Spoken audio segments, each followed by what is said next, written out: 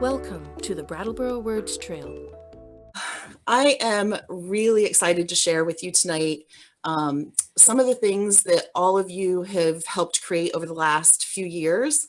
And this has been a true community effort.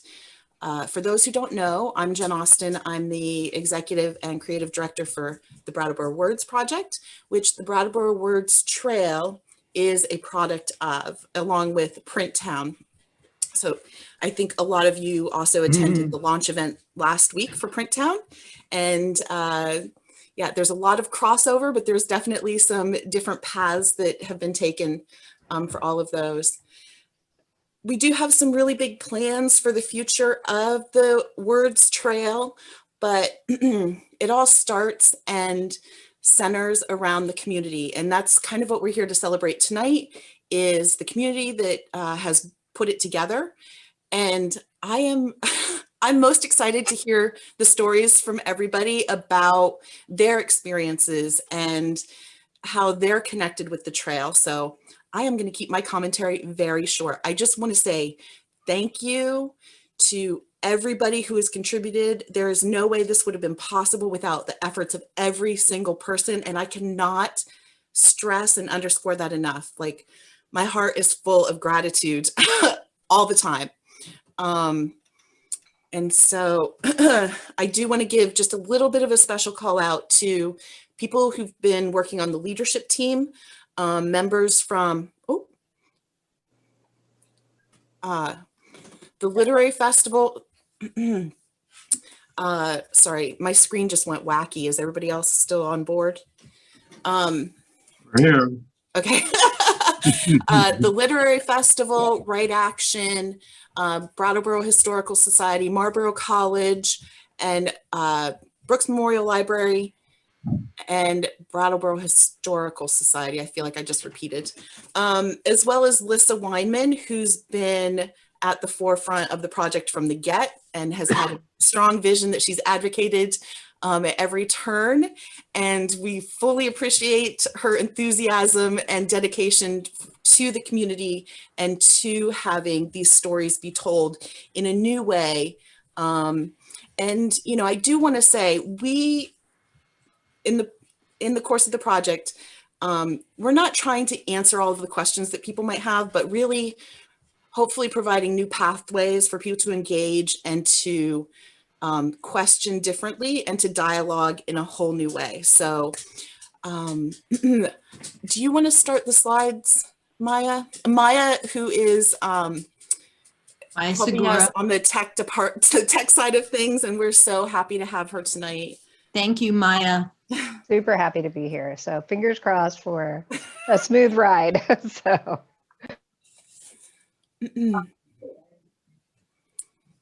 So we're going to open up with the trail logo and theme. Yep. So this is, can you play the theme, Maya?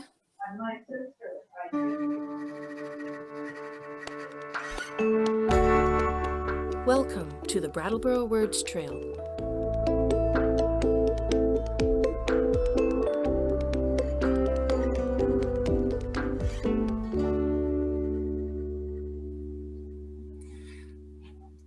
So that will become a familiar refrain for everybody because it's at the beginning of every single audio, and is an introduction to the great stories that are being told. Go ahead. Can you flip? And so what this is a screenshot of the app platform that the trail is going to be, or is now, on. And this is just a snapshot to give people an idea of how it looks. And go ahead and slide. Maya, can you slide? Okay. Another screenshot just of some of the other people being featured. And it's a pretty intuitive app. I'm super excited for people to get their hands on it and to be able to experience it yourselves. And go to the next one. Some of the images that we've used within the app are actually from the are actually the carvings that Cynthia Parker Houghton created as part of her work as our artist on the project. And like the TP James and the Tasha Tudor, those are actually the portraits that are featured in the map and that are at on exhibit at the Brattleboro Museum and Art Center. Go ahead and scroll. And hopefully everybody got copies of the trail maps. I did send those in an email right before the meeting so that, because I figured it would be hard to show it on the screen tonight. And I wanted people to be able to look at it as we're talking about the stories and as some of the creators are going through their process, so you can hopefully identify some of the places. And, you know, we do, go ahead and switch. Can you, okay. So Yeah. this, can you all see that more or less? I do encourage you to open it on your own computer, maybe side by side, if you want to be able to zoom in and see things a little more clearly. Again, that link was sent out in a reminder right before the meeting. But the Can people all mute when they're not talking, please? yeah, there's somebody in the background.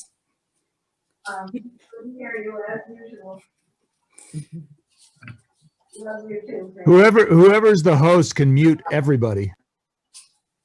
Oh, yes. Thanks. Thanks for that reminder, Mr. Snyder. You're welcome. So, yeah, I'm not going to talk too much about the map because I'm going to let Cynthia, who, you know, did all of the work on it, I'll let her talk about it. This is just a little bit of a preview. This is the focus on downtown Brattleboro, which is where the majority of our sites are centered. Can you flip to the next one, please, Maya? And then this is, because it's a map, so the end panel, which has the Words Trail logo, will be folded over when people are looking at it physically. But this is the regional map and the landscape that Cynthia actually carved this. These are clay tiles that were then digitized. And all of those portraits along the top are individual carvings. But again, I'll try not to, I get so excited talking about it, but I want Cynthia to be able to share her story herself. So was there one more slide or not? Okay. So with that, I'm going to pass it off to Lissa so that she can introduce some of the other people, the creators, and they can share their own stories with you. So thank you again, everybody. Thanks, Jen. Thank you so much. And just want to point out that these maps are going to be, they're being printed right now and they'll be available next week. They're going to be distributed as rack cards around town. So at the Brattleboro Chamber of Commerce and different sites, you'll be able to pick up a free copy of this map and it will lead you to the tour. And they're very beautiful. So we're so excited. So I'm Lissa Weinman, and wow, I can't even believe I'm here tonight doing this because it's been such a long road. And it all really began with hearing about this National Endowment for the Humanities grant. And a bunch of us got together and said, what could we do like about this town and get this grant? And so people came together. There was, you know, maybe 20 people, and we all lit upon this idea of words and Brattleboro as a center of printing and publishing and writing and words. And it said, well, what can we do with that? And so Joe Rivers was there and he said, well, I've been making audio with my students. And I'm like, yeah, I want to make an audio about the water cure because my husband and I had just bought 118 Elliott and we knew that it was the site across the street at the fire station of the old Wesselhoff water cure. So I wanted to do some audio about the water cure so that people who came by 118 or when that were in that part of town could get this vision of what was once upon a time, this incredible grand scene of like the who's who of the era in this little part of Brattleboro is now like sort of the edge of downtown, you know? So we all got together and as they say in the beginning, there's the word, and we began with this loose concept and started building on it. And Joe put together a list of sites, and everybody started thinking of sites, and we started doing monthly roundtable discussions and basically trying to get the feedback from the community about what sites were important to the community, or who was interested in looking at what place to get at what history, what resources were there at the library, at the historical society, so people could start coming into contact with this past all around us. And it's the past we share, so it's a great equalizer. It's a great way for people to come together around these places, around the past, because we share this history and we share these places today. So that's really how it all began.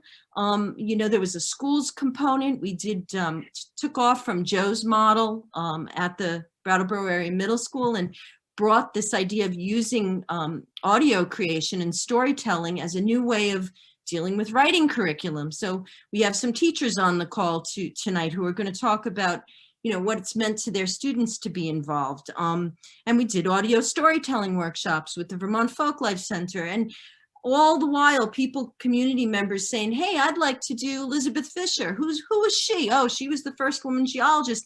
Every day new discoveries, every day people coming in with different ideas. So this project really is less a curation and more of a reflection of what the community has brought to the fore to want to explore on this words trail, this Brattleboro Words Trail. So there's a lot of folks on the phone. There's a lot of people, as you can see from the chat, who are going to talk. I'd like to turn it over now to, I have to say one thing. Thank you to my husband. We're celebrating our 25th anniversary tomorrow. You always help me when I need it. Thank you, thank you, thank you, baby.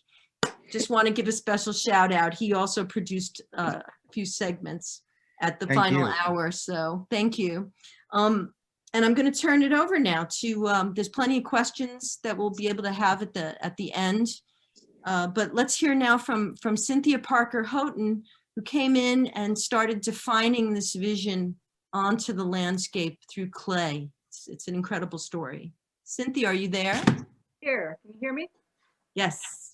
Okay, so yeah, by the time, well, I had heard about this project from the beginning because I'm married to Rolf, who had been delving into history, who's especially interested in the 1800s. So I've been hearing about it. And then I got contacted to make the map for the project. And I thought, oh, sure, yeah, I can do that. But by the time it landed in my lap, it was a monster, right? It had so many different facets to it. And I was like, how the heck am I going to simplify this so that it honors the huge scope of the project, but also but so that it's palatable, so people can take it in and be interested in going further into the project. So as I went into that, I spent a lot of time. I walked up Wantasticate and looked down at the town, and I took a bunch of photos of the town, and I was imagining town from that angle. But like, there's always branches in the way, you know, it's cluttery. But that kind of stuck in my mind of the river, the town, and then the mountainscape, and that ended up being the vantage point which I actually represented this project from, even though it's unusual. Usually north is at the top of the map, but I was like, no, I really, really want west to be at the top of the map. And Jen was cool with that. So I also liked the fact that it really emphasized the river and all the smaller rivers. As I was making the map, a lot of it is deciding what not to put on the map. And so like, there's roads, there's towns, there's smaller roads, there's so much information. But what was really interesting to me was that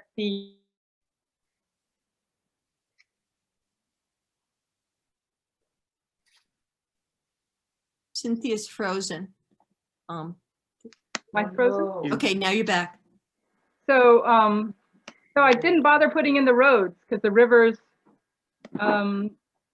created those pathways, and you know, as people who were involved in the project know that there's been a lot of intention about inclusiveness, like not having just one gaze, but switching to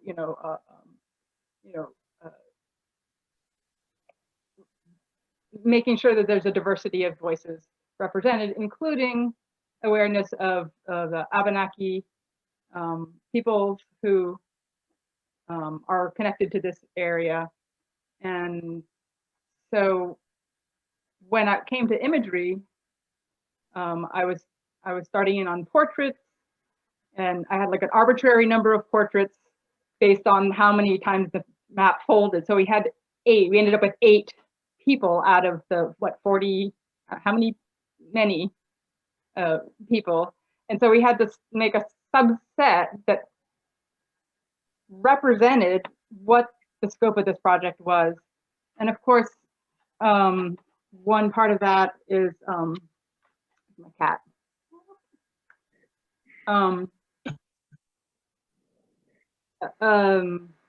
We have to keep it going, Cynthia.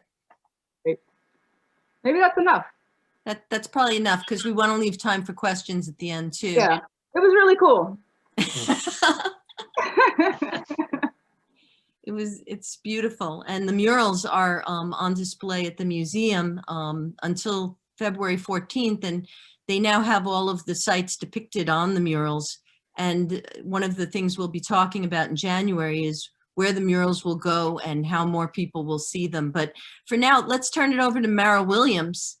Mara, can you unmute yourself and talk about, you were one of the big supporters of the project from the start. So I wanted you just to tell us why. I have worked in the arts and humanities my entire life. The museum, when I first got here, was an art and history museum, not a contemporary art museum. It was contemporary art and history, which is kind of mismatched hybrid. But what's wonderful about that is it made you really understand the importance of narrative.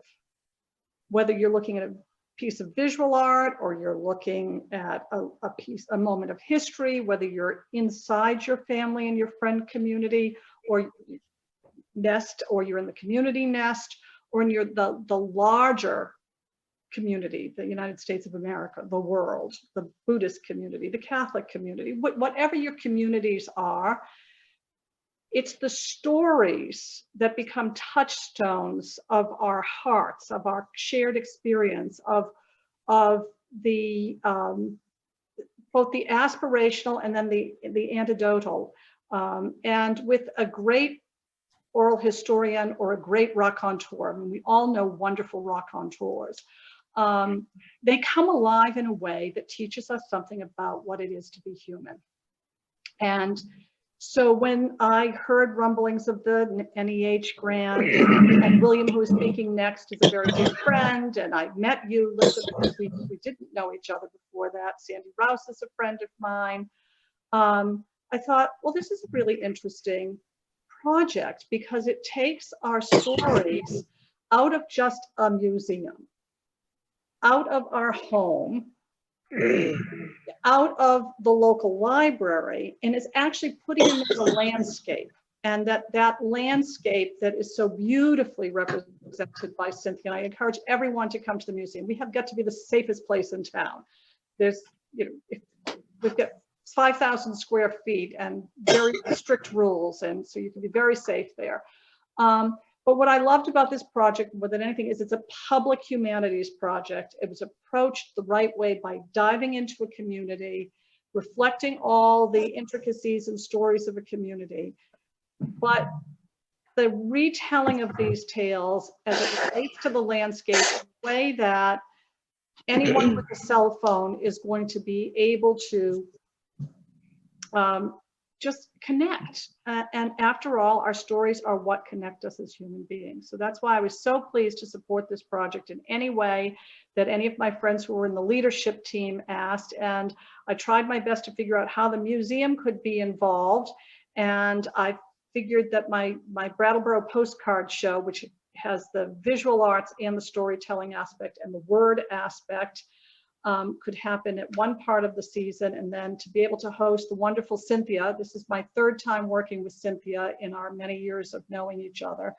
Would be a wonderful opportunity for the Union Station to come alive for and with this project. So I thank you for inviting me, and I'm very, very honored to have been a small part of what is a very large, diverse community project. Thank you. Thank you, Mara. And whoever's coughing, someone is coughing, and I hope you're okay, but if you could mute your line, it would be helpful. Thank you, and get a glass of water.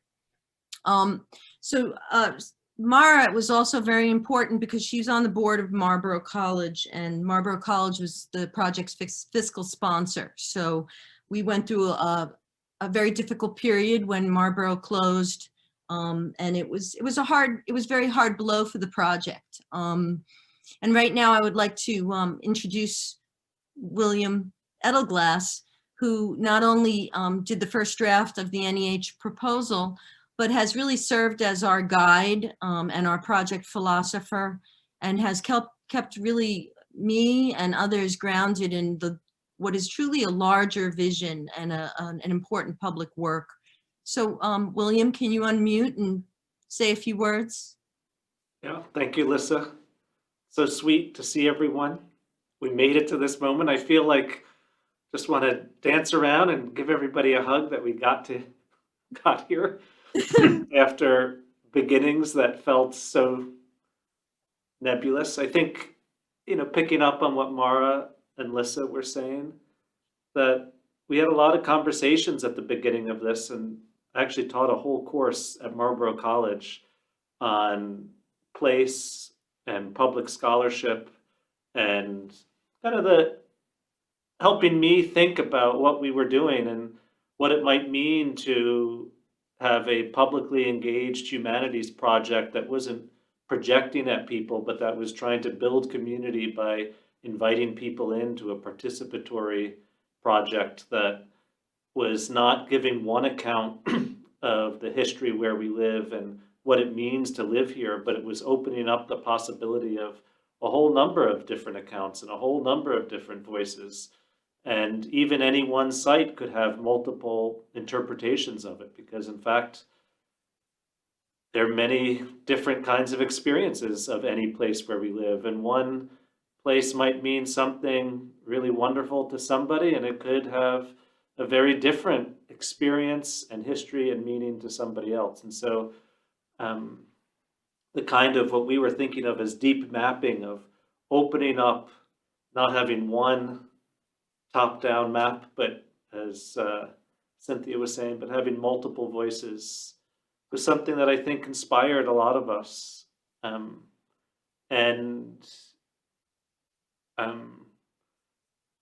guess it's also, somewhat bittersweet for me. I'm in my old office at Marlborough College now, which I am using as my office. I don't have Wi-Fi at home. And as Lissa said, Marlborough College was the fiscal sponsor for this project. And Mara was on the board, and I'm looking out at a bunch of other of you who came here because of Marlborough College, which had such an impact on this town, and such a huge loss to lose Marlborough. And I think of this project in some way as some small legacy of Marlborough amongst many, many other legacies in this town. So thank you so much, everyone. So good to be here with you. Thank you, William. And you can hear William reading some Frost's work, and we have a segment on the trail that talks about Robert Frost with Professor Dan Toomey. And Frost's whole thing was about creating something new, and he would have really liked the Brattleboro Words Trail. I want to turn it over now to Rich Holsha. One thing that is Rich here? Rich? Oh, great. One thing that from the very, very, very start, Rich was right at the table with us from the very, very beginning. And we all acknowledged William brought to our attention Lisa Brooks' book, The Common Pot, which I really recommend to everybody. It's recovering native space in the Northeast.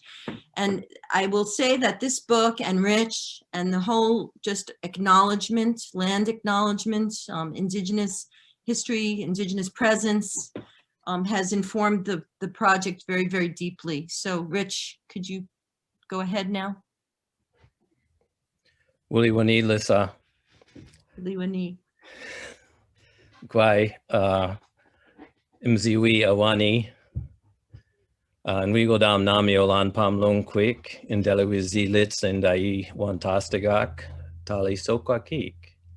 I speak to you tonight in the language of this place, the original language of this land, Alnombaodwa Wongan, the language of the Abenaki people. They have been here for up to 12,000 years, and they are still here.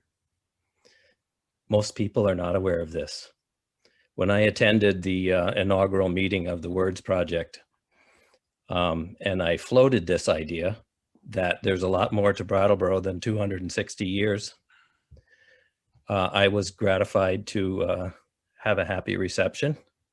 And I think that in the process of this project unwinding for the past 3 years, this town has opened up a great deal to acknowledge this awareness and to embrace it. I've been very happy to work with Joe Rivers on a chapter of the Print Town book, which we announced last week. That will be out shortly. I want to acknowledge all of my colleagues, peers, the organizers for bringing this to light, to people's ears. And I want to keep this short, but I want to give a really quick pitch to my new project. I have partnered with the Retreat Farm right here in town with Retreat Farm. You are all familiar with that, I'm sure. Wonderful people in a wonderful place. And they are going to be collaborating with the Elnu Abenaki tribe in a new project called Atowi, A-T-O-W-I, Atowi. This is an Abenaki word which sums up the Brattleboro Words Project and this place, and it means together in space and time. So Uli Payo, you are welcome, and thank you all. Thank you, Rich. And there's a couple sites at the Retreat Farm that Rich is part of, the petroglyphs on the West River, the Daughters of the American Revolution rock there, as well as a piece tying the Abenaki language to the Quineticut, the river. Thank you, Rich. Next up is Sandy Rouse, who's the director of the Brattleboro Literary Festival. Sandy, again, was one of the people at that table from day one and who saw the vision and what it could mean for the growing by leaps and bounds every year Brattleboro Literary Festival. Could you say a few words, Sandy? You're on mute, Sandy. Wow, it's so great to see everyone and to celebrate this amazing project. And I know that Lissa has just been such a visionary for this whole event, and we're really grateful to her for that. From our perspective, you know, the festival is now entering its 20th year, which we're very excited about. And over the last 4 years, we have worked on so many projects that were part of the Words Project. And I had, you know, I've had such, you know, so many things we've uncovered. And I was listening to Mara talk, and I was reminded that just a few days ago, I learned that that Shyla Irving was the director of photography at the museum back in the 70s, which I had no idea. Shyla Irving is John Irving's wife. So we had started with Lucy Terry Prince, and we went to Royal Tyler, and then we went to Mary Wilkins Freeman, and then we were going to go to William Mundell this year, but that actually didn't wind up finishing because we couldn't get to the project. But during the process, and you know, on top of the many lattes that we consumed at Tulip Cafe, I think we learned so much, and we spent time up at Marlborough going through their archives, and part of Royal Tyler's archives are now coming back to the library as a result of the project and our work with the project, instead of going on to wherever the rest of the library archives are going. I don't know where that is, but they're coming back to Brooks Library. And I wanted to especially thank Jerry Carboni and Don McLean, who have been such a huge part of the project, and also to Tom Bedell and to Jenny Altschuler for doing the audio on the two projects that are the two pods that I produced, which were John Irving and Archer Mayer, both still living, among the few living authors that we have on the trail. So yeah, it's been fun, and we're going to continue to explore local writers as we always have, local being on different scales. From the very beginning, Saul Bellow started the festival. His appearance was the sort of the impetus for the festival's beginning. And anyway, as co-founder and director, I respect everything that the project has done, and I think we look forward to working with more of that in the future.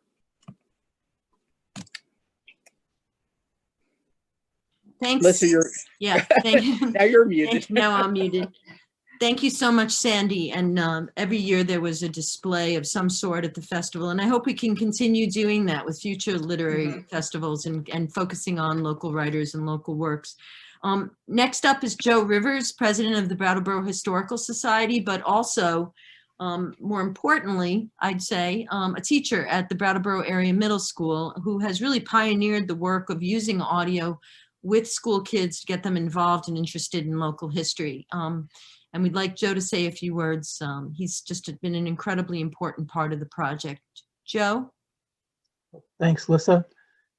First off, I'd like to acknowledge that it was because Lissa and Mary Ide came to the Historical Society early on that we got involved as a historical society, and we really appreciated the ability as an organization to participate in this, to be able to provide resources and to help guide some of the content and some of the ideas that ended up coming to fruition through this project. Mary Ide is probably an unsung hero in this whole project, and I would like to acknowledge her. She was a steady hand through all the phases of this effort, and I know the Historical Society really appreciated her input and her guidance as we work through this. As far as working with students at the middle school, we have been working for 5 years now, creating audio recordings of local history. There are about 285 of them now. And as other folks have spoken about, our thoughts are that a diversity of stories about the place that you're from can only help you in your understanding of where you're coming from and who you're surrounded by and the place that shapes who you are. It's nice to look out on these faces and see folks who have participated with us. Rich Holshoe has come in on numerous occasions and spoken with students, and we've been able to interview him. Don McLean came in and did a great job with talking to us about the Guilford area. And the Seymour grandchildren have been part of our recording process as well. And Sally has really helped us in understanding the depth that you can go into with audio recording. And so again, we really appreciate the opportunity to participate in this activity and think it can do nothing but help the community. So thank you. Thank you, Joe. And think it's important what you said about bringing the community, it's sort of an equalizer in the community. And that was something that Senator Leahy said when he announced that we got this grant, was that it was a way to sort of reach beyond the things that divide us to the places we share, which bring us together. And I also want to say shout out to Mary Ide. It wasn't just the steady hand and sober. It was setting up round tables and moving chairs and everything else. So thank you, Mary. Next we have up, okay, I would like to say that without Sally Seymour, the woman who's coming to speak next, there would be no Words Trail. She has been helping us all. She's been leading audio production with a real professional eye, and she's brought us to heights that we never really thought we could achieve. So Sally, I'd like you to talk a little bit about your segments and your relationship to the Brattleboro Words Trail, which I know won't end. Thanks very much for those very kind words. And thank you, Joe. I'd heard of you for a long time through our granddaughters, and it was a pleasure to finally meet you and talk to you. And I really appreciate your words about it. And I also want to thank Lissa. We feel like we've become a tag team, and it's become more intense over the 2 years I've been working on this. I would finish a piece and she'd say, well, how about this? And I'd say, okay, and dive in. Every project was different. But first of all, I wanted to say, I stumbled into this project before I ever met any of you. I was part of the Harris Hill ski jump team, and I think that was covering Harris Hill was one of the first podcasts that Lissa wanted to do. And it was handed to me on the committee because I had skills to do it. And then during that process, I met Lissa and we hit it off, and we were off and running. Also, I was never a history buff in school. It just didn't appeal to me, but being part of this project has given me a tremendous appreciation for it. And it's changed me, but I will always be more interested in history and things that happened before now. So I got going on, I did the Harris Hill podcast. And if you all think, well, what does a ski jump have to do with words? And it doesn't in the physical sense, but there's one podcast under Harris Hill, which is a memoir by a ski jumper named Chris Lamb. And if you listen to his words about what it's like to be a ski jumper, how to prepare for it mentally, and what it's like to actually be on that in run and go off on a ski jump, he tells it beautifully. So that's how I think it relates to words very well. Lissa has given me some wonderful topics to cover. I've done Rudyard Kipling, and I can't say that I produced it because Alyssa Pine did the interviewing with Charles Benfey, who from Amherst College, who had just written a book about Kipling. So she interviewed him, and then the audio was passed to me, and I cut 2 podcasts from that. And then after that, one of my favorite projects was on the SD Organ Company, or the SD Organ Company. And I did it with Dennis Waring and Barbara George, and it was just an absolute delight. And this is just an example of the wonderful people I've met during this journey for me. I also had great pleasure in working with Gordon Hayward on the Latches Theater. He wrote a book about it, a beautiful book called Greek Epic. And again, how does the Latches relate to words? Well, if you go into that theater and you look at the Greek decor, particularly the murals in the main theater, they're based on Greek myths, and also with a focus on entertainment. And those are all stories, and they still have morals which relate to today. I had a great pleasure in working on Tasha Tudor. I think most of you know who she is or was. And I worked, Amy Tudor did a wonderful interview with Lissa. And I also want to point out that when COVID happened, I had to shut down and stop interviewing people here at our studio in person. And Lissa really put herself in harm's way. She did all the interviews at her place at 118 Elliott under amazing conditions, which she created to make it happen. And I'm very grateful for that. And I think that the Tasha Tudor interview came out particularly well. Also the one with John Hooper, who talked about what went on in the American Building in the early years, about the Vermont Printing Company and the Stephen Day Press and the early days of the Brattleboro Reformer. That was fabulous. And then I've also had the pleasure of covering two people who are very much living and very successful with their words. One is Castle Freeman, and Stephanie Green produced that, and she worked with Castle to come up with a wonderful script, which she and he read, and it was a very easy edit for me. And then I covered some eccentrics, Madam Sherry, whom you all know is kind of a legend in this area, John Humphrey Noyes, whose his family home has a plaque in Putney, and Noyes was a religious philosopher, quite eccentric, and he created a community called the Putney Perfectionists, which I found really interesting.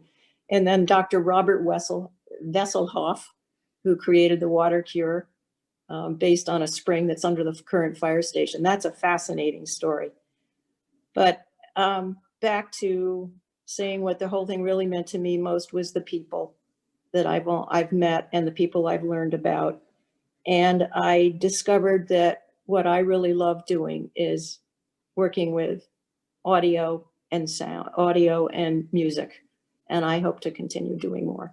Thank you.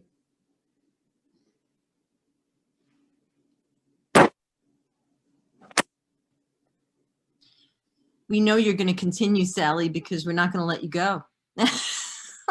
And the trail will continue to grow. That's something that is a given. The next up is Bettina Ramsey. She's a teacher at the Chesterfield School. Bettina, I hope you're still hung on. Are you still there? Bettina? Oh, there you are. Can you unmute? And I want to say a shout out. Dave Snyder and Guilford Sound had made a contribution at the beginning of the project of 12 digital audio sets, these kinds of recorders. I've done 117 recordings on mine so far, but we gifted those to area schools. 8 different schools got them. The Brooks Library got them for people to check out and use a sound booth.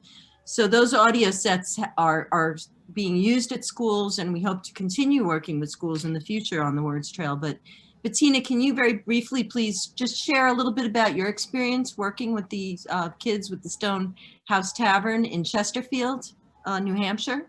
Yes, certainly. First of all, thank you. There's been a special connection between the city of Brattleboro and the town of Chesterfield since way back 1786, when the first ferry crossing the Connecticut River was built. And then, as a matter of fact, they actually end up having 2 ferries crossing the Connecticut River from Chesterfield to Brattleboro. And we're very happy that we now have a bridge, both a walking bridge and a motor vehicle bridge. And if you travel across that bridge and down Route 9, you get to the intersection of Routes 9 and 63. And on the northeast corner of that intersection is a very unique building called the Stone House.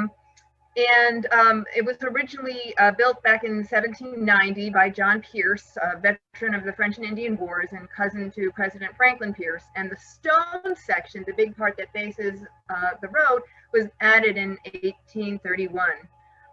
So when we were first approached at Chesterfield School by Lissa about creating a recording for the Words Project, that was the feature of Chesterfield that first came to my mind. Not only is it historically significant, but it's full of amazing architecture. Plus, just the year before, the Chesterfield Historical Society, with lots of donations and grants, purchased the house, got it on the State Historic Registry, and they're currently renovating it for its next phase of life as a museum. So it's a really important building to our town and also to the connection between our towns because it was a stagecoach stop as well. So anyway, back to school. We usually have 2 third-grade classes at our school, and we all went together to visit the Stone House with a representative of the Historical Society, and Desmond came with us to do some recording.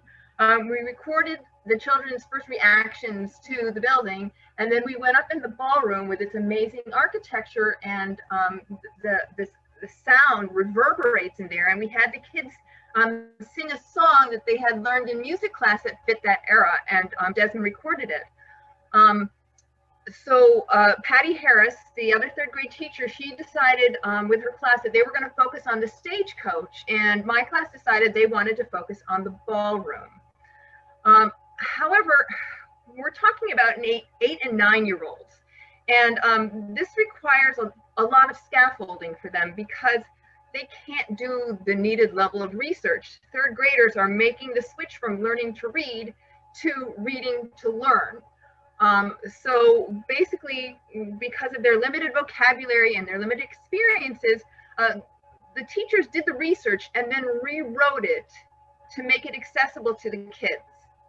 And it still had a lot of discussion involved, and it became our nonfiction reading unit at that time. We still had to do a lot of talking between the vocabulary and their lack of experience. There was a lot of discussion needed for them to truly understand the content that we were working with. You know, discussions of what life was like back in the, the mid to late 1800s. There were books that talked about how you behaved at these dances, and this, common refrain: what? Girls couldn't ask boys to dance? What's the deal with that? All right, so a lot of shifting in their thinking necessary to kind of picture what life was like back then. So we started off really broadly with teacher written passages on all the local inns, and then we tightened our focus on the Stonehouse Inn and Tavern, and then we focused in further on the ballroom and its architecture, and then we focused in on the type of dances and music that would have been playing at that time and the etiquette that went along with that. So then after we had done all of that reading and discussion, I had the kids go back through and highlight all of the parts from all those passages that they felt were important to put in our recording. And they did a really, really good job of making those decisions about what should be in our recording. What do we want to make sure we include? So we took their input, we created scripts, and actually our recording was done the last 2 days of school in June.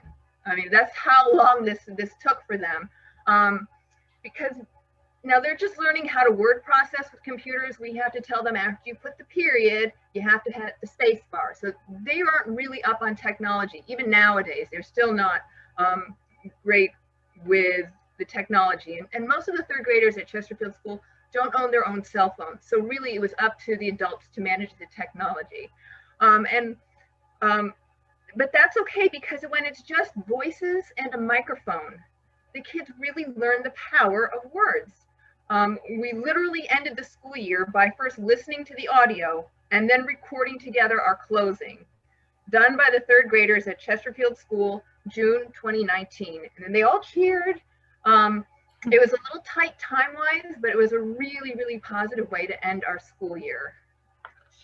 In closing, I just want to say I'm really grateful to the Words Project for this opportunity and their editing support, as well as the Chesterfield Historical Society for their support with the research and access to the Stonehouse. And we hope to continue teaching the history of this area through the power of words for many years to come. Thank you so much, Bettina. Yeah, it was a really fun working with you, and also on the Judge Harlan Fisk Stone. I'm going to keep it moving because it's, we're a little behind and we're trying. So everybody, please keep your comments brief so that we can have more time for discussion afterward. And next up is 3 people really to jump in, starting with Professor John Grayson, if he's here, Bill Fortune, and Rolf Parker, who all collaborated on trying to get to the bottom of Frederick Douglass's speech in Brattleboro, which was actually quite historic. Who's going to pick it up? John? Sure. Sorry to rush everyone, but there's so much to say and so little time. But Can you hear me? Yes. Good. Hi. Hi, everyone. I'm John Grayson. I want to acknowledge that I'm just a pilgrim passing through it with regard to Brattleboro. For many, many years, 37 to be exact, I lived in South Hadley, Massachusetts. I was on the faculty at Mount Holyoke College. And toward the end of my stay, I bought property up here in Putney. And now I'm here as a retired professor. I was given the opportunity to lecture at Marlborough College several times. And the most recent time, I did a lecture on Frederick Douglass, who I did my dissertation on, and also I'm writing a book on the women who shaped the mind of Frederick Douglass. And as I did this lecture, after the lecture, I've got to pay attention because this is my segment. I'll put your mute on for a minute. I was contacted by William Inglis, and he recruited me for the Word Project through Lissa.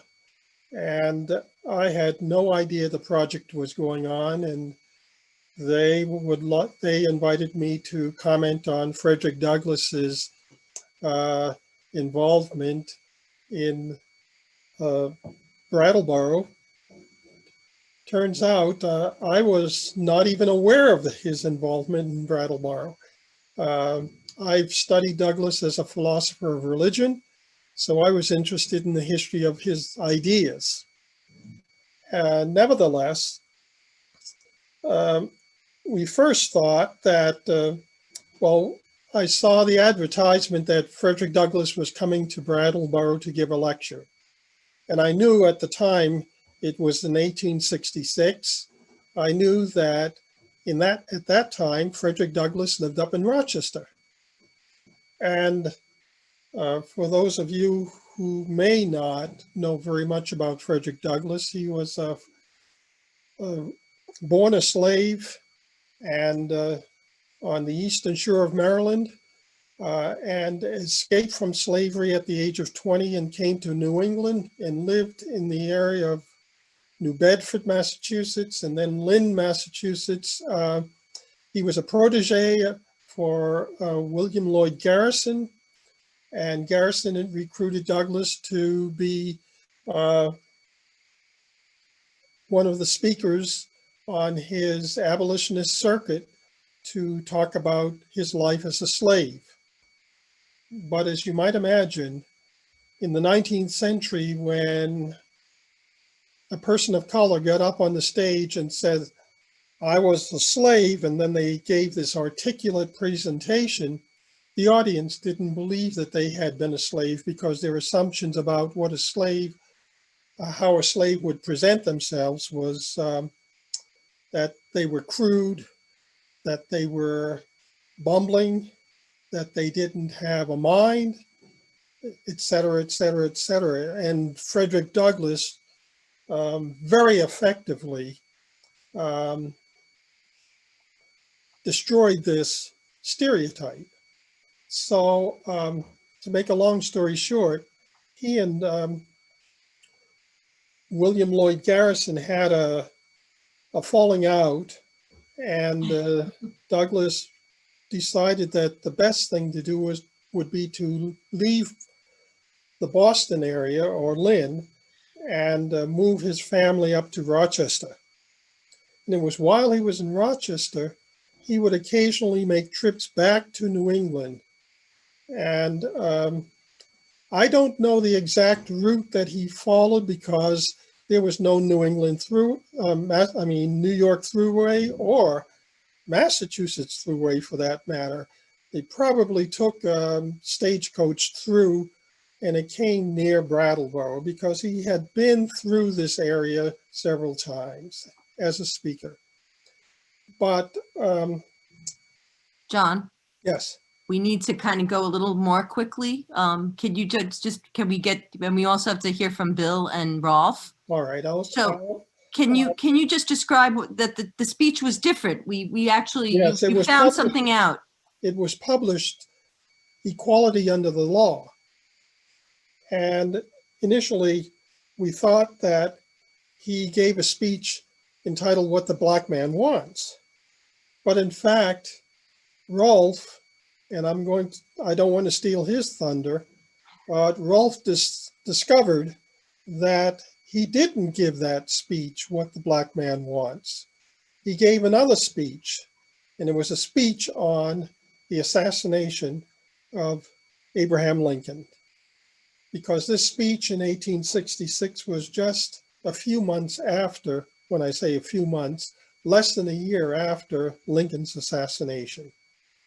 And I'm indebted to Rolf for his discovery because I had no idea about this speech. I had gone through speeches by Douglas. I have a catalog of the Library of Congress Douglas papers with speeches, but that speech is not published in the Library of Congress journal. So Rolf made this wonderful discovery, and I have worked on the speech of the assassination, which was given here for the first time, and then later he went on to give this speech in Worcester, Massachusetts. And Bill Fortune did the voice of Frederick Douglass. Yes, Bill did the. Bill, do you want to just say really very briefly? Sorry to rush you, but yeah. Thank you. Well, first of all, I just like to say that it was a pleasure and an honor to work with Lissa and Dr. Grayson on this project. It's wonderful as a performer and as a poet and writer to be able to put to words or conjure the words and bring back to life the words of a great orator like Frederick Douglass. So working on this project was just a fabulous opportunity, and to be able to also edit the project and bring it into its fullness was, I just felt like I was doing honor to the ancestry and to this project. And I'm so very grateful to having taken part in that. And thank you very much. And you did an amazing job. The Frederick Douglass segment is just beautiful. Rolf, do you want to just pitch in, but very, very briefly, please, because we're trying to move through. We're so understood. Keith John first. How'd you find the piece, Rolf? It was a mistake, right? It was kind of a fluke. Put your microphone on. Hi, so very quickly, this was, I have to be honest, this was one of the situations where I was actually researching something else entirely. And people who do history know that this is sometimes how great discoveries are made. I was actually chasing down a short story that won a prize in the Vermont Record, which there were no copies of in our library, and it's not digitized. So I had to chase it, trying to find this short story that was published by somebody named Goldthwaite Lyle. And let me tell you, his story is entirely forgettable, unlike Frederick Douglass's speech. It's really just a terrible short story. But at the bottom of that story was a firsthand account of Douglass's speech. And so when I saw that, I filed that away as well, of course, because that was obviously much more important. No offense to Goldthwaite Lyle or anything, or his spirit, but that was the real gold. And so that that's all I wanted to say, was that it was exciting thing to stumble across, and I was glad to be able to contribute. And thank you very much, Dr. Bryson. It really is a wonderful piece. I can't wait till everybody hears it. And Rolf's done several other pieces, and as the lead local historian on the project, he's been indispensable for so many people through chronicling America and the different newspapers. Next up, we have Angelika Pavlova. No, Angelika, are you here? Yes, I'm here. Hey. Hey. I'm sorry to Okay. put you on the spot like this to speak so quickly, but if you could just give us a very, very brief taste for what you did with the project and what you got out of it. You were still in BUHS when you were just graduating when you came in. You read some Frost poems for us when we did Poetry Month on Facebook, and then you delved into the School for International Training. Tell us a little bit. I'm Angelica. I'm a freshman in college. I'm from Putney. I just really want to quickly acknowledge Alvino Fontini and the SIT archives, and then also mentorship and her husband's audio that he donated. So the podcast I produced focused on the founder of the Experiment in International Living, Donald Watt. I grew up learning about different cultures, so his work always interested me. I, in high school, went on the Mongolia program with the Experiment, and then I interned with the admissions office later on in my senior year. I remember driving up Kipling Road and looking up at the buildings and looking out at the view in all sorts of weather, and just kind of thinking about who had been here before and what they had contributed. When I was reading the two main works that I looked at for the podcast, which were Letters to the Founder and Intelligence is Not Enough, I felt a connection to both the first experimenters that wrote about their travels and the young Watt in his journal entries. I think the way he wrote about his sojourns and experiences showed his compassion and also his yearning to kind of put himself in other people's shoes. There's a part in his journaling as a younger man, and he came from a wealthier family. He went to New York without a penny in his pocket to see if he could get a job and if he could sort of experience life from a different perspective. The project itself gave me the opportunity to connect to his life story, and through talking with lots of different people, I felt like I connected more with the actual organization and the legacy of people who have been involved there. I think that Watt's biggest contribution was creating a more effective method of educating young people, and then combining that with extremely engaging learning environments and locations to have new experiences.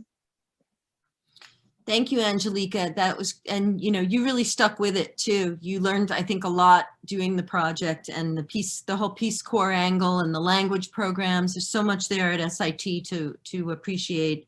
It really has left its imprint on this area. Dave Snyder, thank you, Angelica. Dave Snyder is, he's just been amazing. What can we say? At Guilford Sounds, he's been mastering all of our audio pieces. He didn't know what he was getting into. There's now like 100 pieces later, and he's been great. Can you just say a couple words, Dave, about what your experience has been with the project? Sure. Yeah, well, it started 3 years ago, almost like February of 2018. Mm-hmm. Lissa and William approached me to just get some advice on what kind of sound equipment to procure and then to distribute to the community. And the project sounded really interesting. I didn't think much more of it other than just, okay, well, here's the sound equipment, go. Over the years, every couple of months, Lissa would reach out and either ask for other advice or just let me know what was going on with the project. And then it's all just sort of come to a head over the summer where, wow, people have put these stories together. And it's just been, I've had the unique opportunity to listen to every piece. I know that a lot of the producers have heard almost every piece, and some of the people like Lissa who had listened to has been able to listen to everything, but it's been just incredibly a pleasant surprise just at the depth and the complexity of the history of this place.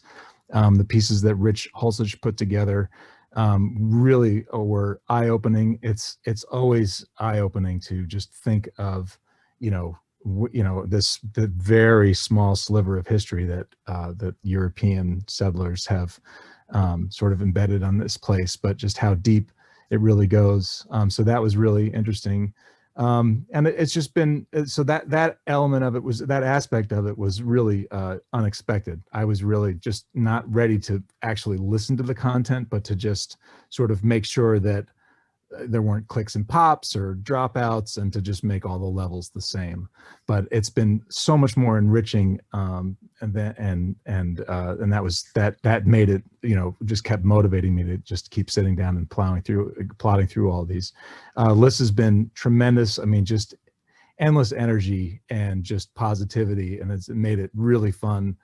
We've been on the phone practically every day, just back and forth and emailing. And I know she's been doing the same. I hear other people saying the same thing. So Alyssa, you've just been going nonstop, and it's been that has been a huge motivating factor in just keeping me going. So thank you.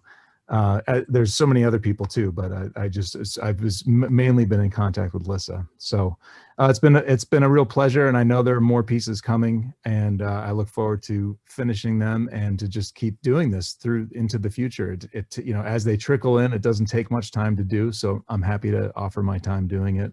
I do just want to say one thing, that as you know, if you hear your pieces as they go up on the site, if you hear any problems, please let me know. I mean, this has been just, I've been inundated with, you know, almost 100 pieces. So as people were speaking, it reminded me, oh, that's right, I forgot about, you know, the different people from, you know, the very first ones I did. So please let me know if you hear any issues, and I'll be happy to bring them back up and correct anything I can. So thanks, everybody.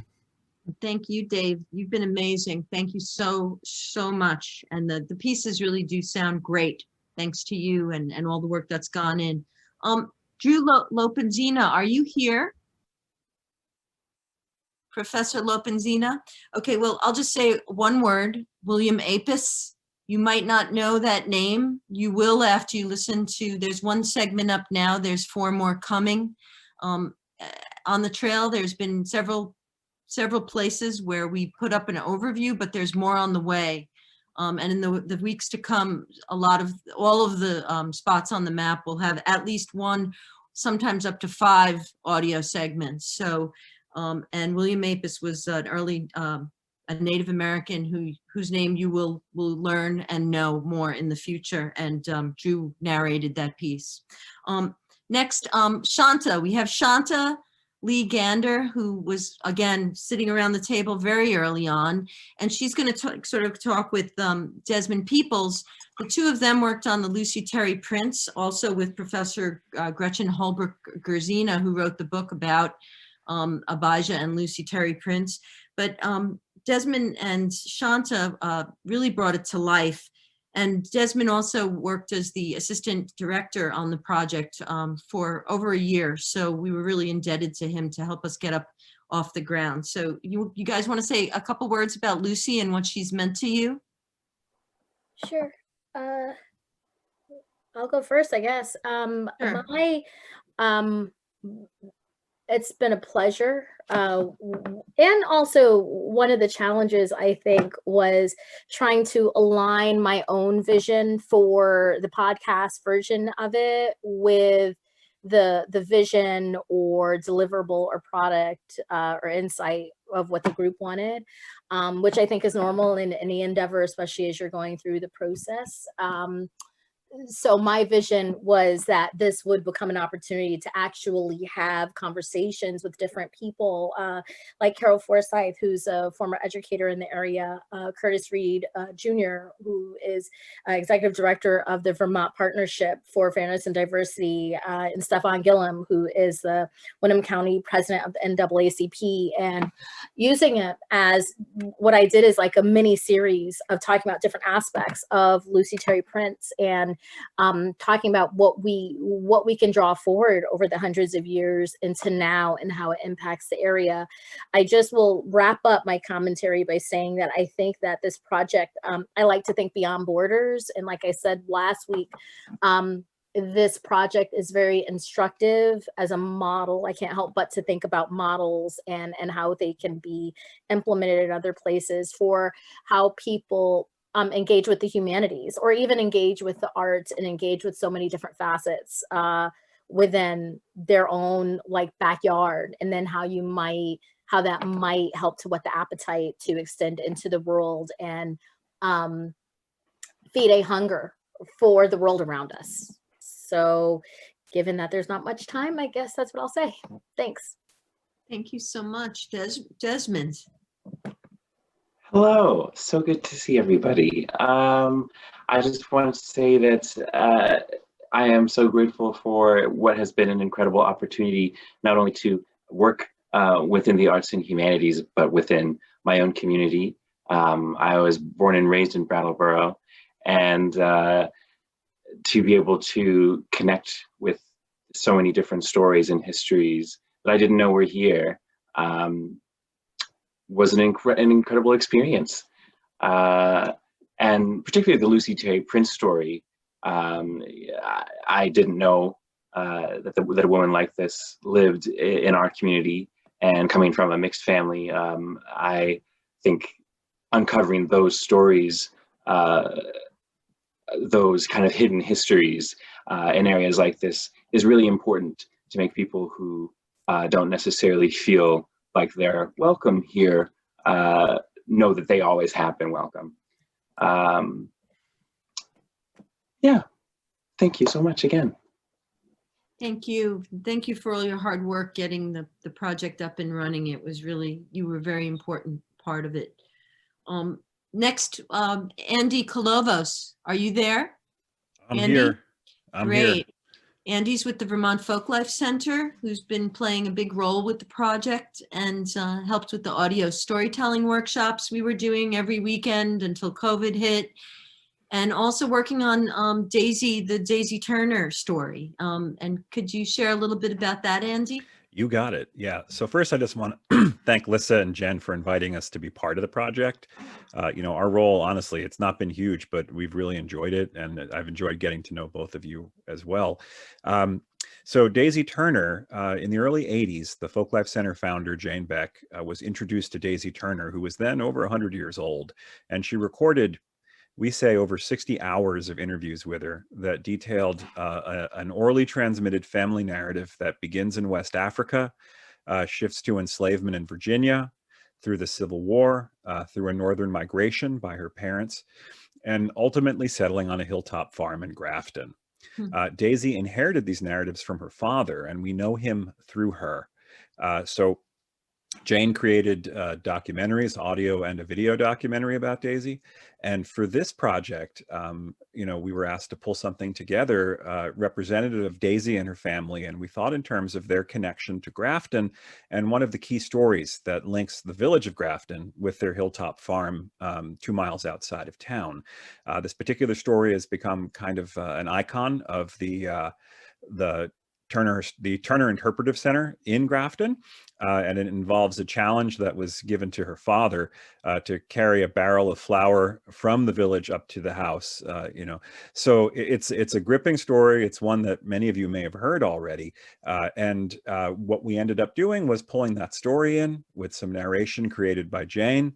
My colleague Mary edited it all together. I sort of served as a project manager and producer kind of guy. But, you know, it was a fun thing to get into. I love working with Jane, and it was a great opportunity. Anybody who's interested in the Turner family story, Jane's book, Daisy Turner's Kin, is a great place to start. And since you're all not that far away, visit Grafton. The Turner Hill Interpretive Center has put up signage all over town with additional audio from us and other sources. So anyway, we appreciate being a part of the project and are happy to continue working with you guys going forward. Yes, we're excited about that too, Andy. Thank you so much. And I'm realizing that somehow I skipped Donna Blackney on the list. Is Donna here? Donna? Can you pipe in? Donna Blackney? Yes. Great. Hey, I'm so sorry. I don't know my scribbles. Donna Blackney That's is all right. a a member of our production team. She, like Sally Seymour, kind of just showed up on our doorstep, ready to go, fully professional, 12 years at BBC, and just ran with the ball. Donna, thank you so much. Again, just like Sally Seymour, we wouldn't know where we would be without you. And your video work, which we're going to be showing your latest video on the art of Cynthia Parker at the end of this Zoom launch. But could you, and I know it's brief, but please do share with us a little bit how you got in the project and what has been the highlight for you, because you've done some amazing work with this project. Oh, well, thank you. And thank you for keeping my brain alive during this weird pandemic year. I don't know what I would have done without this words project, as well as just thoroughly enjoying it. I think it kept me sane. I moved to Brattleboro just at the beginning of April. I had been planning to move since January. So I arrived right as everything shut down. And so I'm a latecomer to the project, as well as a newcomer to Brattleboro. And the project has given me the chance, weirdly, to get to know my new town with hardly leaving my house, which has been amazing. And so I had to self-isolate the first couple weeks I was here.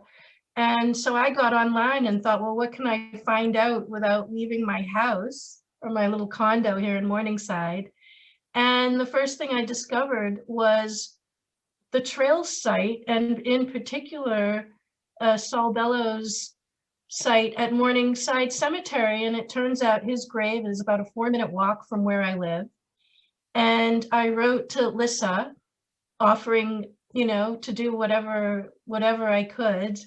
And I started on the Clarina Nichols story, which was just amazing, with an amazing interview that Nancy Olson recorded.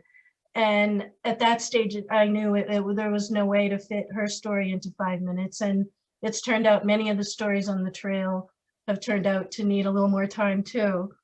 And I've just thoroughly enjoyed it. One of the great things highlight on Clarina, apart from learning about this amazing early feminist, was also having music recorded especially for us by Andy Davies and Laurie Indenbaum of some Civil War music that I really wanted for Clarina's story, but we couldn't afford to pay for what I found that was out there commercially. And Andy and Laurie learned the music and recorded it for me specifically for the Clarina story. It's called Abe's Retreat, and it's just absolutely wonderful. So thank you for that. And just on Saul Bellow, it was just amazing to connect with people who actually knew him and could talk about him from a personal point of view. So we managed to get his biographer in London to record from us at his home in London. We managed at a very late time to get in touch with his editor, Bina Kamlani, who then recorded for us an essay that she'd written about working with him in Vermont. And also Larry Simons, who's a local resident who knew Saul Bellow the whole time he was here, told some very heartwarming stories about what Saul Bellow was really like as a person. And all of that has just been grist to the mill for me, because I work in media, but what I just really love is really human stories about real people, social history, archive footage, music and art, books. I just can't believe I didn't know any of this. I just thought Brattleboro would be a nice place to live. And I have friends here, and it's turned out to be so much more. And I'm just so grateful to Lissa and everyone who's helped me along the way. And I just hope everyone loves the stories. And it's just great working with so many talented people here. And I just want to finish by saying that listening to everyone and all the stories I have listened to and working on the ones, what's been great for me is that all of these stories, they all need to be known, not just Saul Bellow, all these obscure, amazing people who left behind their legacies in words. J.J. Green broke my heart. And that's what it's all about. What they all have in common with Saul Bellow is the yearnings of the human heart. And that's what all these stories to me have been about.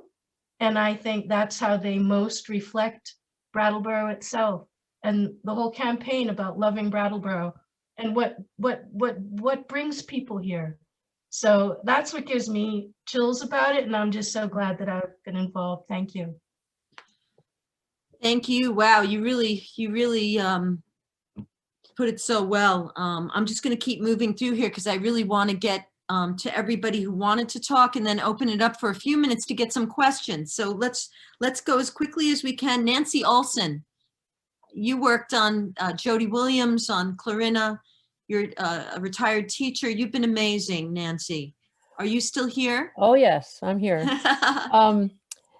It's been, as everyone has said, it's been an amazing project, not only working on Clarina and working with Donna, but being part of the interview with Jody Williams. In preparing for that interview, I read her memoir, which is called My Name is Jody Williams, A Vermont Girl's Winding Path to the Nobel Peace Prize, and I recommend it highly. But to see Jody and her brother and her mother show up at Green Street School that day, it was October 2nd, she was really touched. She and her brother, Michael, they wanted to have a tour of the building and they saw what they remembered. And Michael came out of the tour saying, "Oh, I remember this and I remember that. I remember the playground." It was amazing. And then Jody's talk to the students. It was just an amazing experience. The whole thing with the plaque, when I called, when Alyssa and I talked about where we would get a plaque manufactured, and I found this place called Colonial Brass in Taunton, Mass. It turned out that Dan Moriarty, who's the proprietor of Colonial Brass, went to Green Street School and was a classmate of the principal of Green Street School. So there were just all these connections, and Dan was thrilled to be able to make the plaque on behalf of Jody's Nobel Prize. I mean, it was just, the whole thing was amazing how it all came together. And it was really, really an amazing experience. I'm so glad I was part of it. So thank you very much. Thank you. And also people should know that Donna made a beautiful video of that Jody Williams Nobel Peace Prize winner, born and raised in Brattleboro at the Green Street School. We didn't publicize it and cover it much because we didn't want a lot of people there because of COVID, but it was an incredible moment. She said it was one of the high points of her life to come back. And there's a video that's quite moving on BCTV. If you look up Jody Williams and the Words Project, you'll see Donna made it. It's wonderful. And it's also embedded with her audio segments that were produced by Reg Martel on the Brattleboro Words Trail site. Next, and I'm sorry, you guys, it's getting so late. Steve and Jackie Hooper. We also have John Hooper, the Hooper family and the Rice family. Are just critical to Brattleboro and Brattleboro's history. And if you could just, just say a couple of words, please, you guys. You've been such at the heart of this project. I never imagined Chestnut Hill could be so interesting. Could you say a few words? Yes, thanks for your help on that. And I'll be brief. Our podcast on the Chestnut Hill and World War I nurse Mary McCune Rice and the American Building transformed written word into oral histories. The Howard C. Rice and the John S. Hooper families have a tremendous trove of written documents, from newspaper articles to personal memoirs, to letters written home during war, coffee table books, and scholarly research. That's the beauty of the Words Trail project, to give a voice to those voices lost to this region. And now I'll give you my husband, Steve Hooper. Okay, hi, Lissa. Hi. I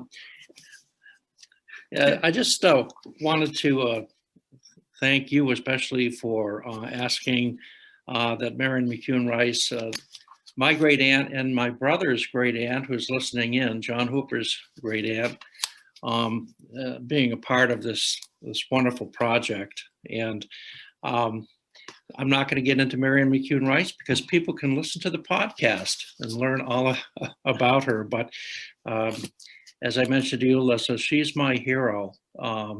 And she spent 4 years in France caring for French soldiers during World War I. And she really made a major sacrifice. And so being a Brattleboro native, this is really I think a bit of a very important part of Brattleboro history. And so again, thank you for including that in this wonderful project. Just wanted to do a prop here.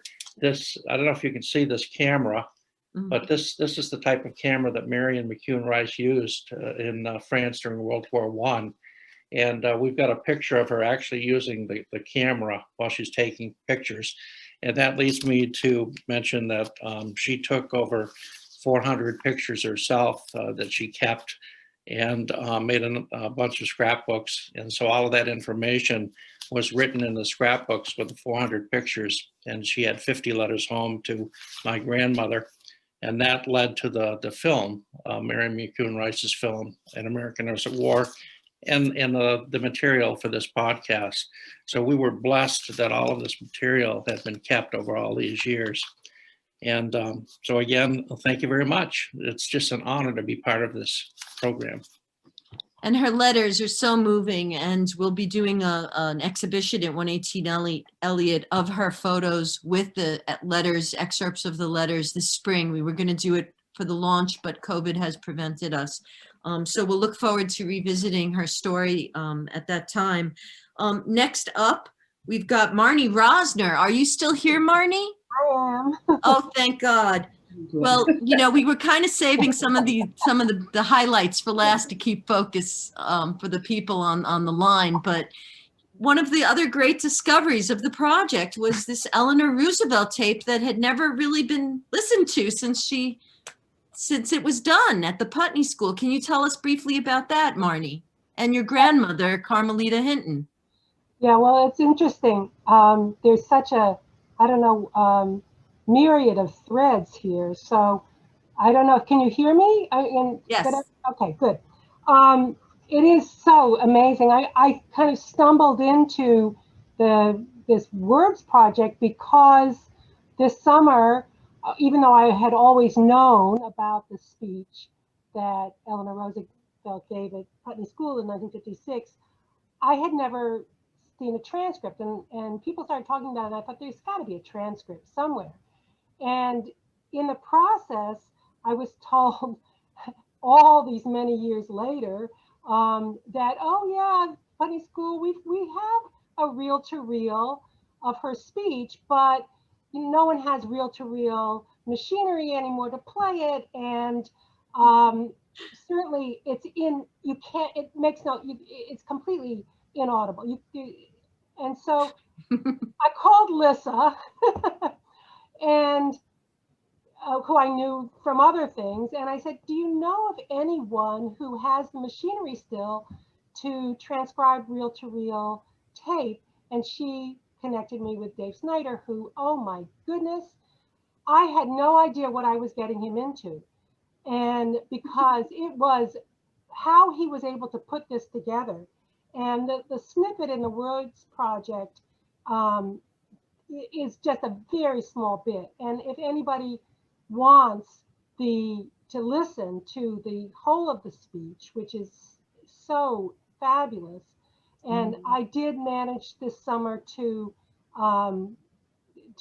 transcribe it all. And you have to read along to understand what she's saying, because even with all the work that Dave did, it's very hard. And the very funny part of it is that whoever mic'd it in 1956 was clearly more interested in the music, because when my daughter-in-law was drafted into doing the final process, she found that the music was perfectly clear, whereas the speech itself was really unintelligible without Dave's fantastic work.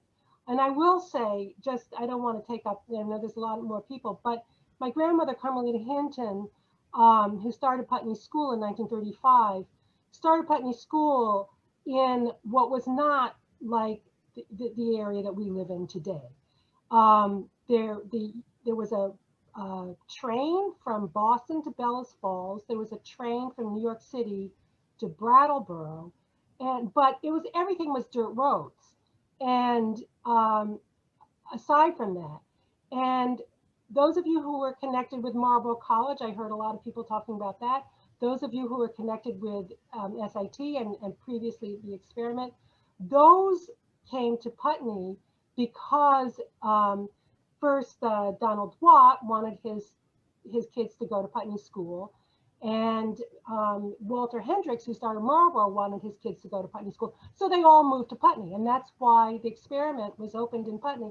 And if you can imagine trying to run something like the experiment for international living out of these backwoods with there was no 91 going through, there was no, and the telephones and everything, so that these threads, as people start telling stories there, and you start digging through the histories, the threads of what happened. I mean, my grandmother really did bring a lot of people in that have transformed the area. But her thread, which you'll hear on the podcast with Eleanor Roosevelt, really, to talk about Jody Williams as a young, modern female Nobel Peace Prize winner.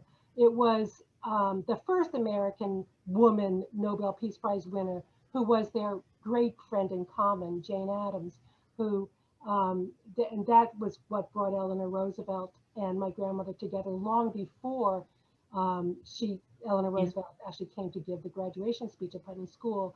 And I only realized through her introduction to the speech that she had never actually met my grandmother before she came up to give that speech.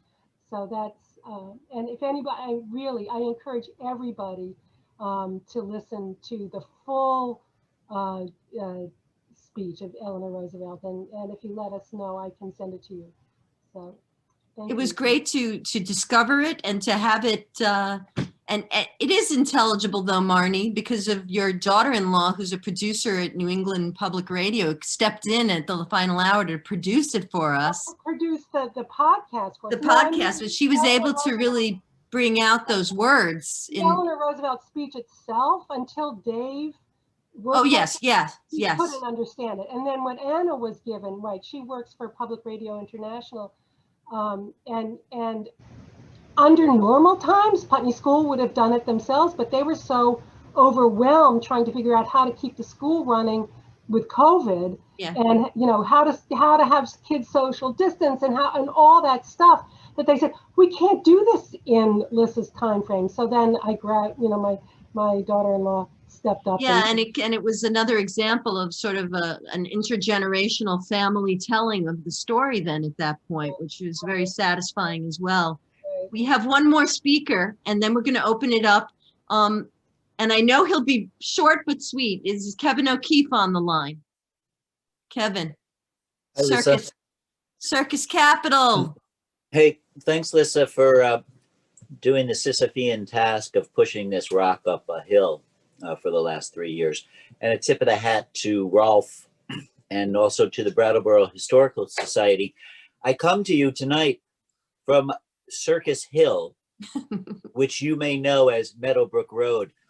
Were I to walk from Circus Hill down to where Island Park used to be, I would probably pass the Whetstone Brook where Jumbo the elephant took a bath, his very first outdoor bath, while in between shows on P.T. Barnum's circus.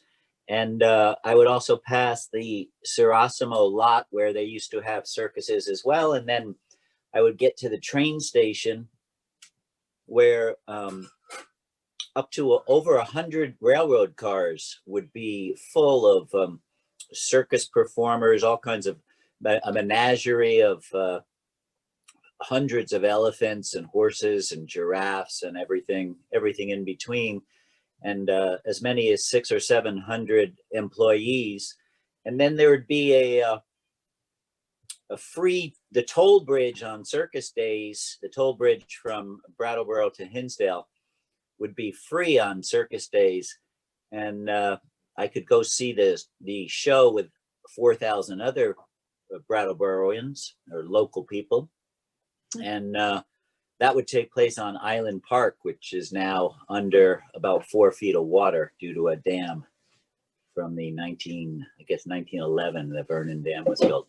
I didn't know anything of what I just told you until I went to the Brattleboro Historical Society at Lissa's request to find out more about the rich and varied, colorful circus history that our town has. And the reason why I can speak to you tonight from Circus Hill is because we have a present, the per capita capital of America in circus is right here in your very own Brattleboro, Vermont.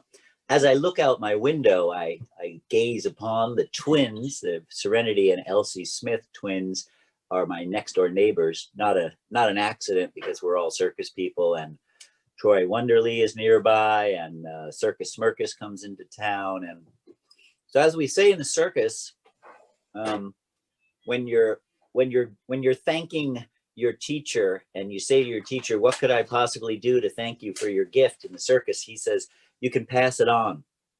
And this Brattleboro Words Trail is a way of passing on the torch of great words, great literature, and great experiences from our past and into the future. So, to the future and beyond, Brattleboro. That's great. Thank you so much, Kevin. And one of the great things has been when writers write about other writers. And so Kevin's a great writer, and he wrote about had his podcast about the newspaper accounts of all the circuses coming to town. Ross Thurber, a local farmer poet, wrote about Robert Penn Warren. Tim Weed, who I think might still be on the line, wrote about the legend of Thunderbolt. So the phenomenon of writers writing about other writers was a whole nother kind of meta-analysis that occurred within the Brattleboro Words Trail. Now we're going to open it up for questions. We'll stay as long as anybody has some. And we want you to stick around, though, or go on your own to the Donna's video that she produced about the creation of the trail, the maps and the murals, which is Cynthia Parker's work. It's wonderful. So there's a link to it on the chat if you scroll down, and we're going to run it when we're done. But who's got a question? Let's open it up. Anybody, just jump in. Hello. I have a question. Yeah. Hi, Lisa. Oh, hi. How are you? Our summer intern. Oh, Lola, here's your voice. Okay, so Tamara asked me a wonderful question in the chat that I also wanted to forward along to you. For those of you who don't know, I'm Lauren. I was a summer intern with the Words Project, and I helped contribute some shots for the video. And I'm not from Brattleboro. This summer was my opportunity to get acquainted with the town, and through the project, I got to learn a lot about its history.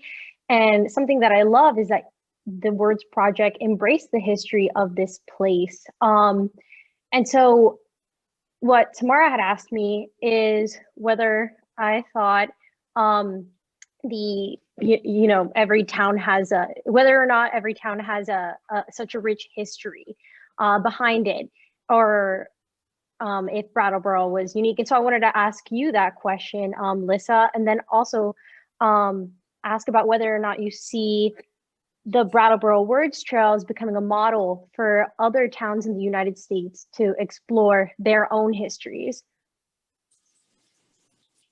Yeah, and I would turn that over to Jen too, but just to briefly say that it's true that every town can do a words trail and delve in and find these things, but there's no question that we have an embarrassment of riches when it comes to this town. And we have a lot of creative people, and so from just the past, but also the present. So we had that kind of creative capital, if you will, to bring to the fore to make something like this happen. I think it is something that is unique to the town, but also something that's potentially replicable. And I think Jen might, you want to say something about that, Jen? That's like, No, but she put you last on. Erin, Erin and Kevin, turn off your microphone, please, Kevin. so sorry. Jen.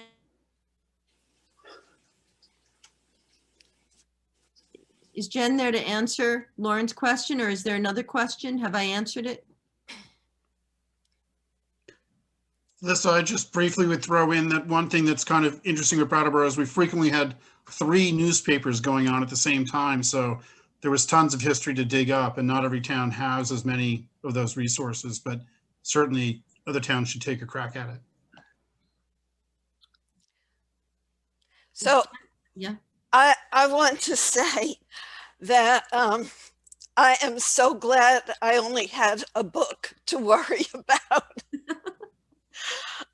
Wow, it's quite a project. I also want to give a shout out to the late, great Fowler Printing Museum, which was really one of my inspirations back years for wanting to do this project and the book.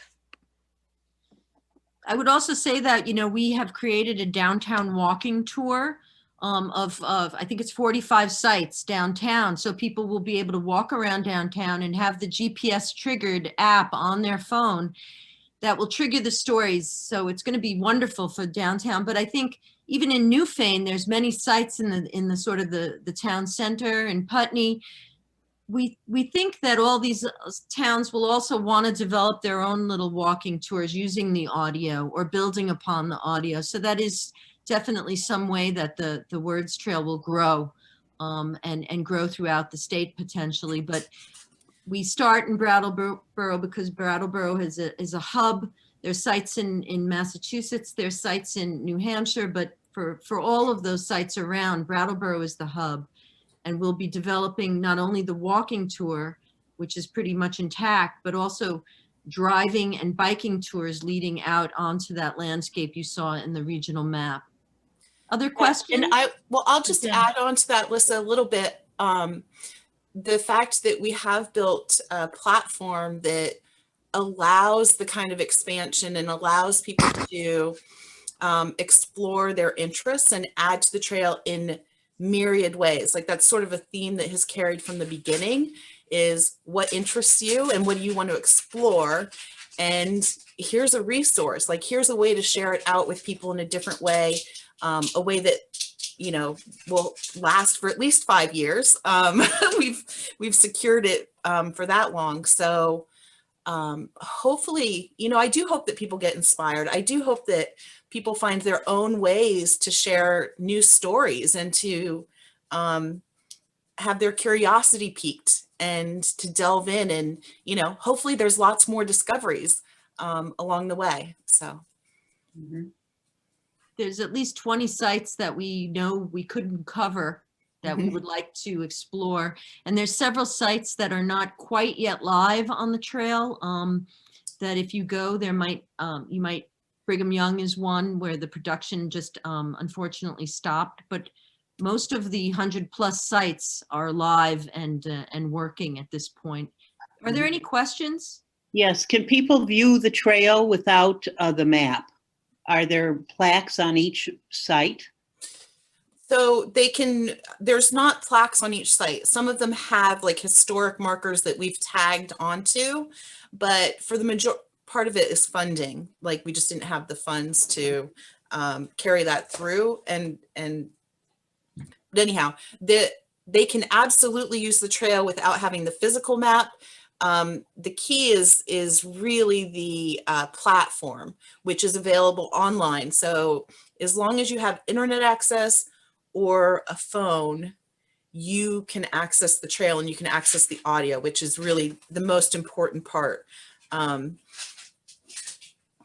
Yeah, because I'm thinking about visitors to the area. How will you inform them about this trail? Sure. So one of the things that we're doing with the printed map is distributing those around to key points. Like once the Welcome Center opens back up, right now it's only open, I believe, for bathrooms. So they're not allowing any brochures or anything in there. But the map was made purposely to fit in rack cards. So it'll be available at the chamber and other areas. We do have, because it's a very unique project and we touch on a lot of international people of international interest. So even as we were going along, I had a teacher from France contacting us because of the H.P. Lovecraft and wanting to do something with their students and really gathering inspiration from the work that Jen Kramer had done with her students. And so those kinds of touch points are what will help people learn about the trail, but there's also some interest from, and I don't know if Lisa wants to talk about this a little bit more, but we have talked with Amtrak at one point about getting an article in their destination magazine that goes in the trains. We've talked about having a kiosk, potentially, hopefully, at the Amtrak station where we will have the Cynthia's murals. We're hoping. We're hoping, absolutely. So there are a lot of different ways that people will find it. The app itself, it will take a couple of weeks, but the app itself will be downloadable on Apple and Google. So we'll have a branded app, which is the Brattleboro Words Trail. Will also be part of a bigger platform. So if people download the other app from one of the stores, if they're driving through, they don't necessarily have to know anything about Brattleboro. It will trigger on their phone. But those are follow-up things. But the main thing for people to find it's online. So there's a lot. Yeah. There'll be a big a piece in the Brattleboro Reformer and in the Commons in the next couple of weeks outlining, the trail with the QR code that will direct people to the BrattleboroWordsTrail.org website and the app. And we're also, we have touched base with the state. So, making sure that we're on all of their, as much as we can be, on their radar and on their marketing efforts for outside of the state as well.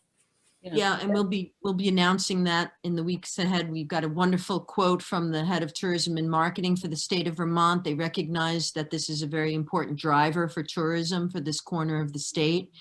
And they, over the next few weeks, although the trail is live and we're so eager to have you all try it, we're still working on the trail. And, for instance, with William Apis, which I've been producing, I have 4 more segments.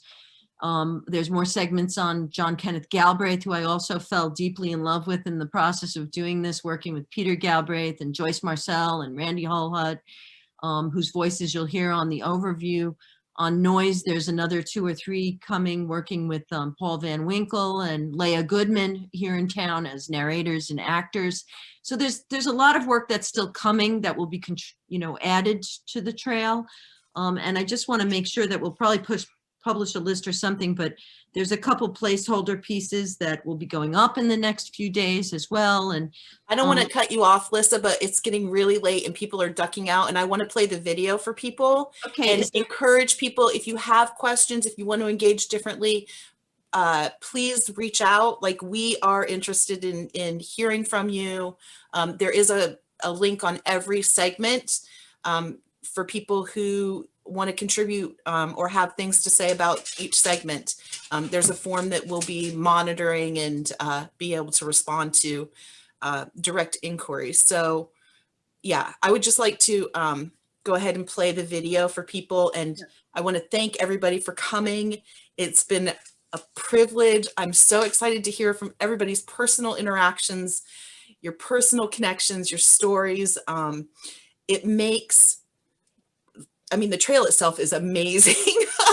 It's absolutely amazing. And, but getting to hear the backstories a little bit and your involvement, thank you. Bye.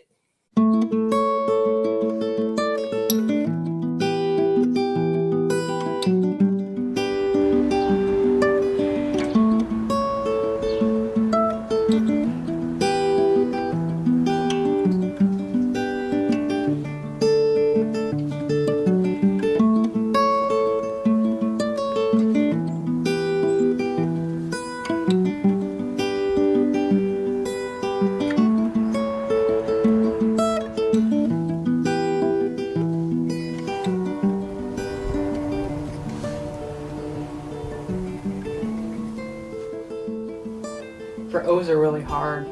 I have to do. It's all curved lines and they have to be just so, otherwise it looks a little funny. For the Brattleboro Words Project and the Brattleboro Words Trail, we had known that we wanted to create something that was different from most of the maps that you find at welcome centers and at kiosks, and we wanted it to be really beautiful and to have a very artistic take on it. We did a very wide search for our local Brattleboro artist to design the map. In that process, I came across a map that made me stop in my tracks. So of all of the maps I had seen, I was like, that is the map. That is the style. Everything about it felt right. Cynthia Parker Houghton designed it for a client of Natalie Blake Studios, where she's the lead designer. And she had used the Brattleboro area as the basis for creating a sample of the kind of tile work that she can do. It was so gorgeous, and the in-depth local knowledge that she conveyed visually was exactly what we were looking for.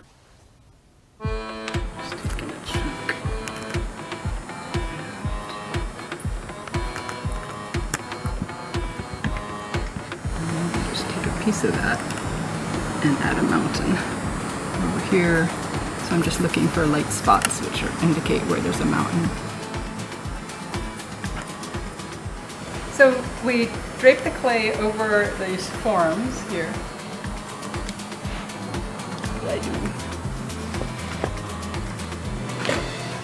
And then sponge them down.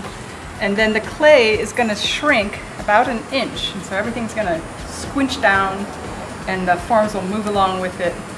And then in a couple days we'll come and see if it all went well.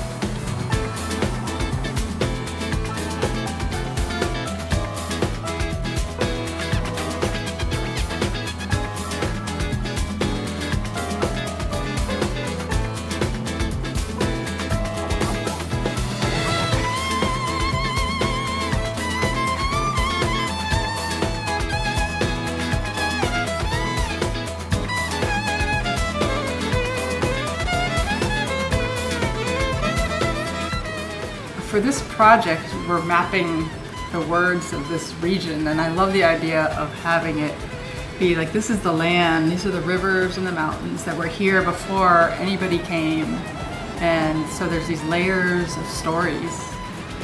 Just the other night, I was up here at Sunset Lake with my sweetie, and then we got married up here, further up the West River, and I work right there.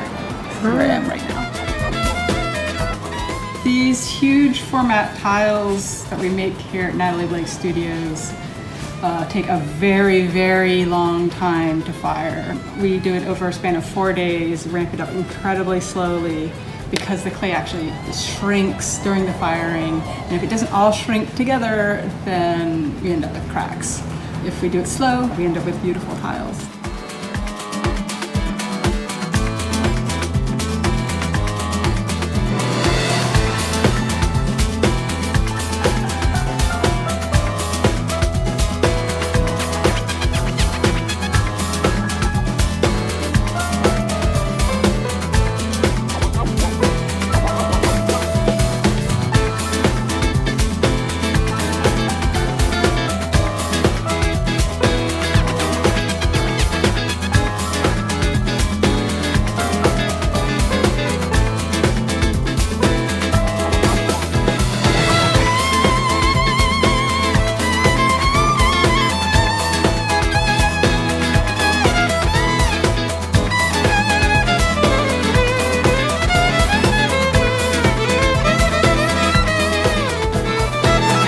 They wanted me to make a map that people could walk around with, but in order to make the map imagery, I made it big because it's hard to work tiny. So like for the portraits, I made them this big so that I could make portraits, and then I'm shrinking them down digitally so that then they end up being that big.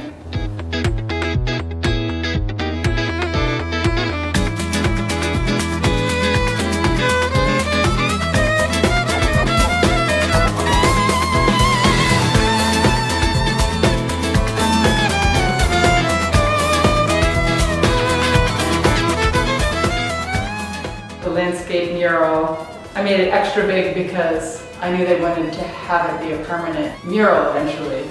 And then with the town map, I didn't need to make it so huge. I made it this scale, just big enough to get the words I wanted. It was so delightful working very closely with Cynthia, making sure that her artistic vision is honored as well as translating that into a map to represent the area in a different way. Sort of like a game pieces.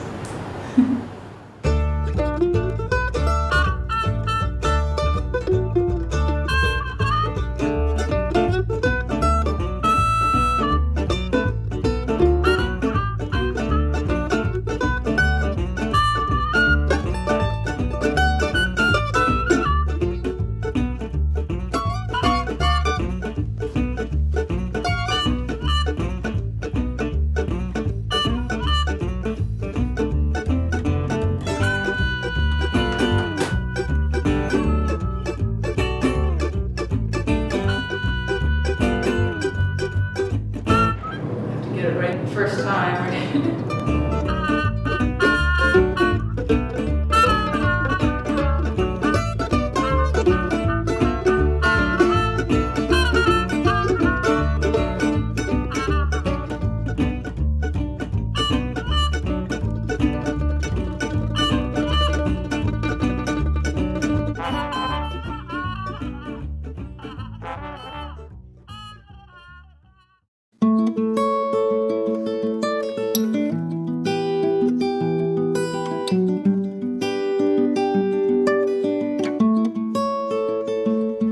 I'm sitting here at the edge of the West River, this place we call Wantastagok.